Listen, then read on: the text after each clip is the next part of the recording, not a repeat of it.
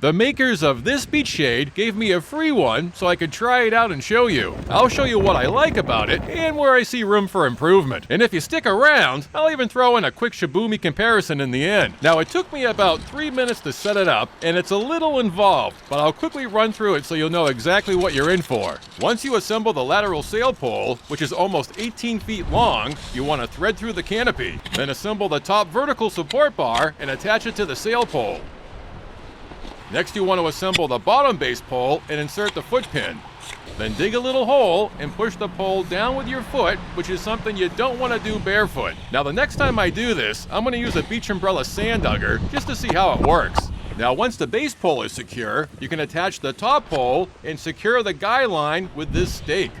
And there you have it. Now, the shade is designed to move with the breeze, and this works well to a certain point. If the wind doesn't change all that much, you'll have it made in the shade. But if the wind does a 180 on you, well, the shade is going to get funky and is definitely going to need some assistance. Fortunately, the wind direction typically doesn't change all that much on a given day. I should also mention that you're going to need at least a 3-mile-per-hour breeze to keep this shade flowing. Now, to this beach shade's credit, the wind was all over the place the day I set it up, and I did have to adjust it a few times, and it did lean a little bit from side to side, but it never fell over on me. The lateral sail pole is heavy in the center to help with balance. The shade is made of a ripstop parachute material and is about 18 feet by 9 feet, which is a good amount of coverage for 5 beach chairs and some gear. Okay, now I'm going to address the manatee in the kiddie pool. If the Shibumi shade had a child with the Sobello shade,